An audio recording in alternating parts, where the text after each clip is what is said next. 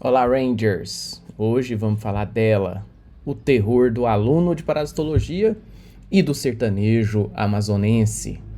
A gente vai falar da malária.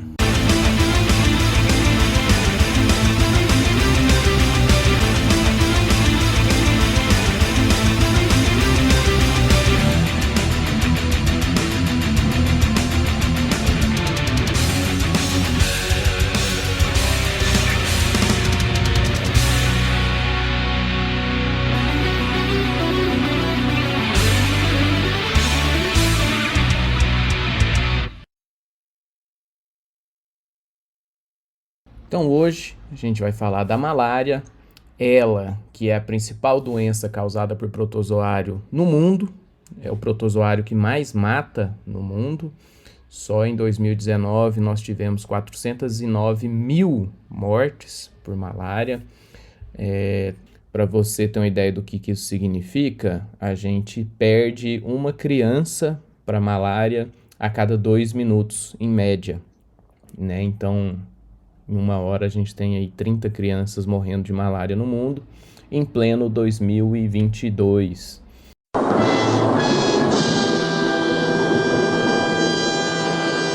No Brasil, em 2019, a gente teve cerca de 160 mil casos, quase 160 mil casos de malária, concentrados especialmente na região norte. É uma doença bem amazônica. Os casos extra-amazônicos correspondem em torno de 1% só das infecções. E aí, quando a gente está falando de malária, a gente tem algumas espécies importantes. Então, vou listar aqui as espécies importantes que a gente tem, sendo que no Brasil, pelo menos duas são as mais importantes. O Plasmodium falciparum, que causa, de maneira geral, as formas mais graves da doença, e o Plasmodium vivax, ou vivax, já vi algumas coisas pronunciando vivax, eu prefiro falar vivax, acho mais bonito. O plasmídio não, plasmídio é outra coisa. Não, você é burro, cara, que loucura. E causa cerca de 75% das infecções brasileiras. E o malária hilarie Pode crer, o sonho está no ar, o amor. que é presente no Brasil, mas causa um número muito pequeno de infecções. Realmente ele é muito raro. Plasmodium ovale é restrito ao continente africano, então ele está fora da nossa aula, está fora da nossa dança. Certo? Vamos lá falar. Esses outros dois, Knolese e Simium, Plasmodium knolese e Simium, são plasmódios extremamente raros. Quando eu falo extremamente raros, são raros mesmo. Plasmodium Simium, por exemplo, ele causou um paciente, a gente tem um paciente de Plasmodium Simium no Rio de Janeiro, né? Ele adquiriu essa infecção ali no Morro da Urca. Essa coisa fascista de dizer enganar a gente que a gente mora numa cidade maravilhosa. Então, como que ocorre a transmissão da malária? A transmissão da malária é principalmente vetorial, né? A gente pode adquirir a malária por transfusão sanguínea, transplante de órgãos, etc, mas essas formas são extremamente raras, porque é muito tranquilo diagnosticar, é muito tranquilo detectar a presença do parasita nessas amostras. Então, transfundir uma bolsa de sangue com malária, você pode queimar o hemocentro com todo mundo lá dentro. Então, a transmissão é principalmente vetorial. Vou te mostrar ali o vetor, para que você o conheça, mas no momento da picada, né, um mosquito anófeles, o anofelino ele pica o sujeito e no momento da picada ele inocula o plasmódio na sua forma de esporozoito. O esporozoito ele consegue ir passeando pelas células, seja entrando na célula, saindo do outro lado ou entre as células. E ele consegue fazer isso num conjunto de células diferentes, ele consegue penetrar tecidos diferentes, de forma que rapidamente ele chega ao fígado. No fígado, ele realiza um primeiro ciclo de multiplicação assexuada. Fala direito, rapá. Ele se multiplica por um processo chamado de esquizogonia, e aí ele rompe a célula do fígado, né? Ele rompe o hepatócito, liberando merozoítos. E aí aqui rola a primeira particularidade desse ciclo. Quando os merozoítos são liberados, os merozoítos só conseguem penetrar em hemácia, né? Diferente do esporozoíto, que penetra diferentes tipos celulares, o merozoíto só penetra em hemácia. Por isso que você está vendo o ciclo aqui migrando de tecido. E ele sai do fígado e vai para o sangue. O Plasmodium falciparum, a espécie falciparum, faz isso de uma maneira muito radical. Todos os parasitas abandonam o fígado e vão para o sangue. Hashtag partiu, bora sangue. O Plasmodium vivax e os outros plasmódios, de maneira geral, uma galerinha fala hashtag partiu, bora pro sangue, uma galerinha fala hashtag escolhi esperar e fica tirando um cochilinho aqui no fígado, continua dormindo aqui. Essas formas são conhecidas como hipnozoítos, né? Formas latentes, formas que estão cochilando ali no fígado. O problema dessas formas é que elas podem reativar, elas podem voltar a causar doença no cidadão períodos mais tarde. Então, o tratamento precisa pensar nessas formas tissulares também. Eu preciso focar nesses hipnozoítos que ficaram dormindo no fígado. Eu acho é pouco. Uma vez que os merozoítos penetram nas hemácias, o ciclo se repete. As mesmas etapas do parasita que a gente vê aqui no interior de hemácia são as mesmas que a gente vê no interior do hepatócito aqui.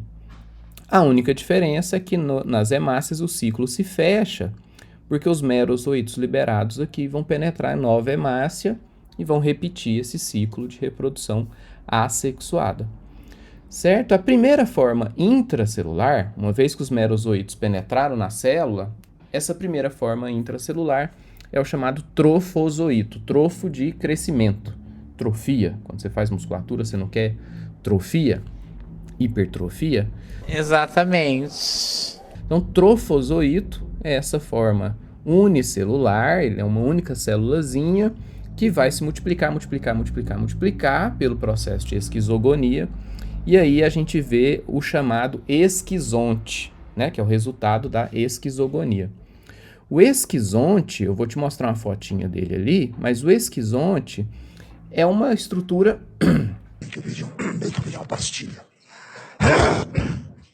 multinucleada, ele tem vários núcleozinhos, porque são esses trofozoítos que foram se multiplicando loucamente. Quando o esquizonte está maduro, ele rompe a célula parasitada e libera os merozoítos. E aí o ciclo se repete. Esse ciclo vai se repetindo até o momento em que esse trofozoíto, quando ele passou ali uma segunda, uma terceira geração, né, ele já é um trofozoíto de segunda, terceira geração, já passou por esse processo 2, 3 vezes, ele se cansa da reprodução assexuada, baixa o capiroto na cabeça dele, ele bate a mão no chão e fala, eu quero é sexo. Tá com pau, doido! Eu quero é sexo, agora eu quero é sexo, ele se transforma. Em vez de entrar em divisão, em vez de iniciar o processo de esquizogonia, ele entra num processo de diferenciação e se transforma numa outra célula, num outro tipo celular, que é o gametócito. Agora a gente está falando de gameta, a gente está falando de reprodução sexuada. O problema é que no sangue do hospedeiro vertebrado, né, que aqui é o hospedeiro intermediário, já que é onde ocorre a reprodução assexuada, lembrar desse conceito de parasito básica, no sangue do hospedeiro intermediário, os gametócitos não conseguem continuar seu processo de amadurecimento, de maturação. Eles só vão continuar o amadurecimento no intestino, no trato digestório do mosquito, do anofelino. Lá no mosquito ocorre a fecundação desses gametas. Como isso está solto lá no estômago, está solto no buchinho do mosquito, se deixar, vai sair no cocô do mosquito. E a gente não quer isso. Isso seria um aborto muito esquisito. A gente tem primeiro uma forma móvel. Então, o resultado dessa fecundação vai gerar o chamado oocineto. Esse cineto é de movimento. Esse oocineto é móvel e tem a única função de correr e grudar, se fixar na parede do intestino do mosquito. Uma vez fixado, a gente tem o chamado oocisto, né? Geralmente, nos protozoários do filo apicomplexa, a fecundação dos gametas gera diretamente o oocisto. O Plasmodium tem essa particularidade de gerar um oocineto primeiro, cuja função é só ir lá e grudar na parede do intestino do mosquito para evitar que ele saia no cocô. O oocisto maduro vai liberar os esporozoitos, né? Ele se rompe e libera os esporozoitos. Os esporozoitos vão parasitar vários tecidos do mosquito. A gente encontra o esporozoito em vários lugares, mas é importante para a gente os que vão parar ali na glândula salivar do mosquito, porque são esses que vão ser inoculados no momento do repasto sanguíneo. E aí a gente fechou o ciclo, que parece ser muito complexo, porque tem seta virando para todo lado aqui, parece quando você entra ali em Hidrolândia, aí você quer ir para Lusiânia e não sei o quê, eu não sei nem do que eu estou falando. Estou viajando.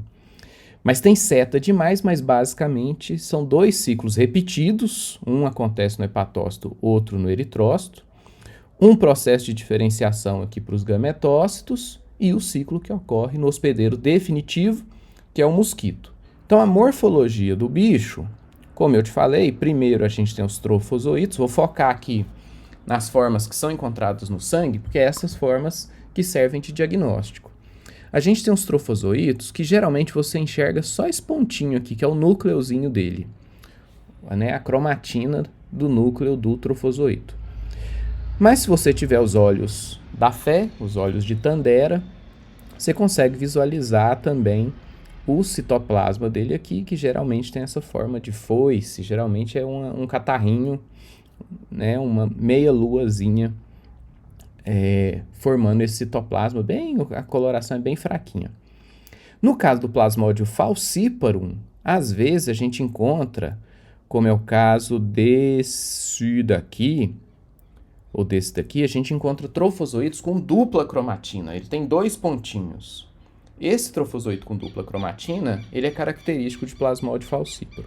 Aí esse trofozoito se multiplica ali dentro, se transforma no esquizonte, como vocês estão vendo aqui, é uma massa multinucleada, que são vários trofozoitos grudadinhos um no outro, que nesse processo de esquizogonia eles permanecem aderidos. Aqui a gente está vendo 1, 2, 3, 4, 5, 6, 7, 8 núcleos mais ou menos, pode chegar a 30 núcleos, a gente tem esquizontes bem grandes, bem maciços. E tá vendo que tem uma manchinha castanhada aqui no fundo, aqui no meio?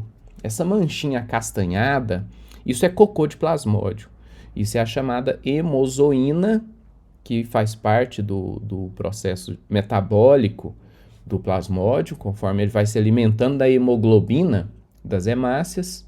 O grupamento M, ele não digere, ele faz cocô. E aí isso se acumula aqui dentro da hemácia. Isso é extremamente tóxico. Isso tem uma toxicidade enorme. Quando o esquizonte amadurece e rompe a hemácia, liberando os merozoitos, ele também libera essa hemozoína, que tem um papel pró-inflamatório gigantesco. Aí é nessa hora que o sujeito faz a febre alta, faz o mal-estar, faz a fraqueza generalizada. No caso do Plasmodium falciparum, o que dá nome ao falciparum é esse gametócito em forma de foice, em forma de bananinha, né? Isso é bem característico dele.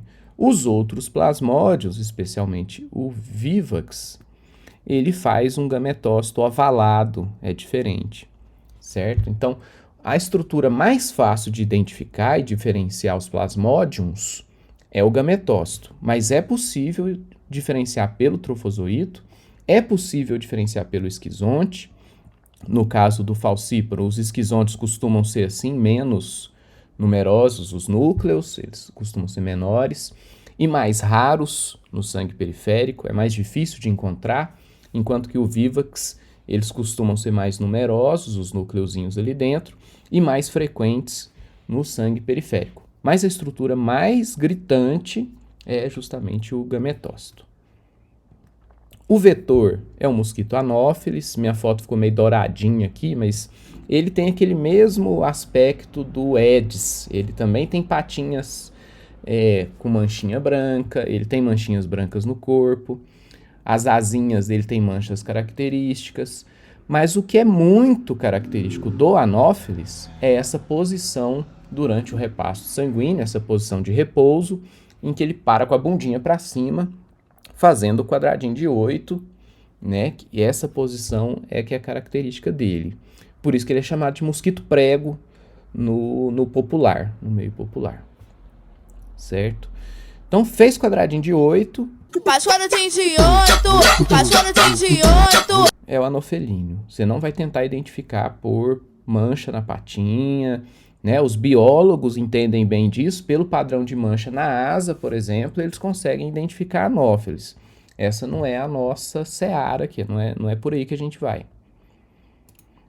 Se você quiser saber mais, né, especialmente você que já está na clínica, você que já passou da parte básica, estava assistindo essa aula só para relembrar algumas bobeirinhas, o Guia de Tratamento da Malária no Brasil foi atualizado em 2021, a gente tem algumas normativas novas, então corre lá e revisa.